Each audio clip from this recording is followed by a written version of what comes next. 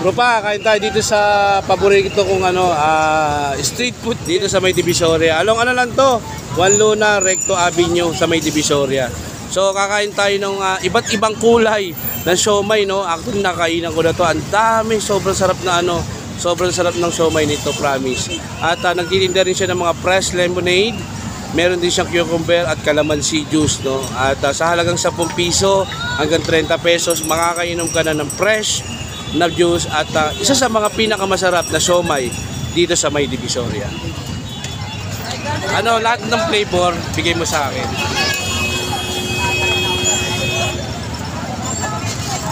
Ito, cheese scallop. Yan, cheese scallop yan. Opo. Ito, cheese. Cheese. Laki yun, no? Opo. Ito, spicy cheese. Spicy cheese. Ito, crab and cheese. Honey cheese. Aming cheese to, crab. Crab to. Pepperoni and cheese. Pepperoni and cheese. Plain. Ito yung pinaka-plain. Opo, plain lang. Kasi ito cheese din po ito. Cheese, pure cheese siya. Opo. Yun. Tag dito, nakapengi ako ng isang rice. Magkano yung rice mo? 10 pesos. Sige, thank you. Sa mga ganyan, sa mga price mong ganito, magkano yung price niya? May 10, may 20 po, tsaka 30. So, kapag inad mo siya ng ng Yakult, ito. 12 pesos. 12 pesos lang siya. So, kasi kanina tropa, nakita ko may bumili, no? Inad niya na ngayon ng Yakult. So, mag-a-add ka lang ng 12 pesos. Doon sa fresh juice nila na cucumber, lemonade, tsaka yung calamansi juice. May Yakult siya. So, pag ganyan, add 12 ka lang siya. Add 12 lang. Alam mo yung street food, so nag-i-evolve siya, no? Yung gumaganda yung ng street foods ngayon sa Pilipinas.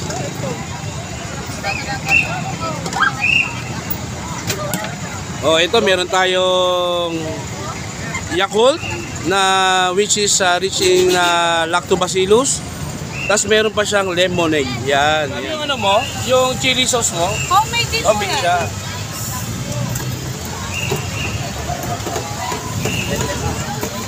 Lagyan natin ng garlic. Tapos tawag dito? Calamansi. Lagyan natin ng chili. Homemade siya, no? Opo, homemade.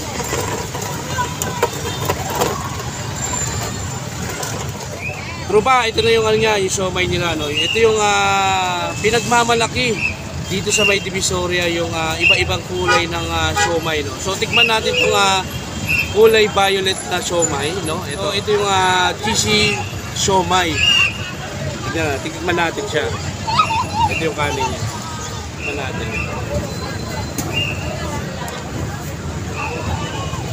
Sarap.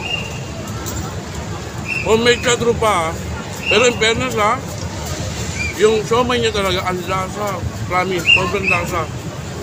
Nagme-melt yung cheese sa loob. First time ko nakakain ng siomay na melt cheese. Sobrang sarap talaga niya. Ito trupa, panalo-panalo. So tignan naman natin yung isang flavor. Ito yung ang laki! Tignan mo tropa. Sobrang laki ng siomay niya, Sobrang laki talaga. For only 10 pesos. Scallops. Siomay cheese scallops. So tignan natin.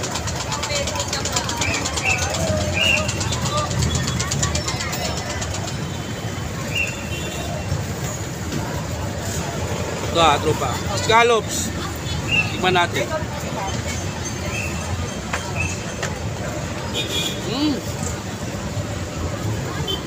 Sarap. Nagbe-blend yung flavor ng scallops at yung cheese. Pero in fairness ang sarap niya. Saka masarap yung niya yung yung chili sauce niya. Saka yung yung pag nilagyan mo ng toyo saka ng garlic, sobrang sarap. Nagbe-blend talaga yung lasa. Ito. Tapos tignan pa natin isa. Ito yung ordinary nila. Flavor ng siomay. So big laki.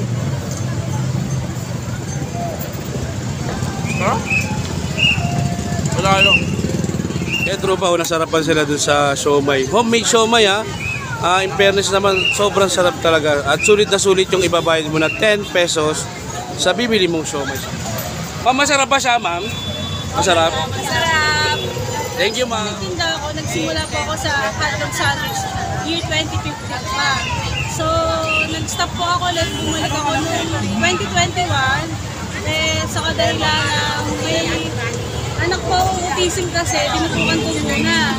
Eh, mahirap po, may mga therapist pa. Eh, kailangan ko po ulit magtinda. So, naisip ko po yung siomay para po kakaiba.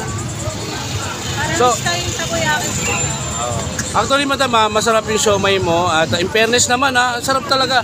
Tropa, homemade yung siomay niya. At very authentic.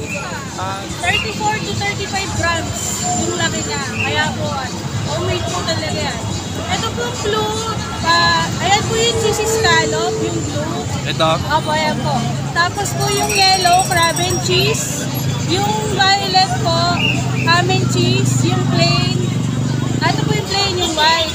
Tapos po yung green, pepperoni and cheese. Yung isa pong green spicy cheese. Ito po, yung violet ulit cheese, tsaka yung yellow cheese po yan. Ma'am, in fairness masarap talaga siya. Gusto, kung i-rate ko siya from 1 to 10, 10 out of 10 yung lasa niya. Sobrang lasa, tsaka homemade tropa, homemade yung ano niya, yung mismong siomay niya. Thank you, ma'am. Thank you. Trisha, please invite mo naman yung mga viewers natin na kumain dito sa isa sa mga pinakamasarap na siomay o yung tinatawag mong rainbow siomay dito sa May Divisoria. Hello po. Punta po kayo sa store ko. Dito lang po sa Along Recto. Binondo side po in front of KP Tower Macdo. I-try niyo po yung rainbow siomay. Homemade po yun. Masarap na, mura pa. Thank you. Thank you po.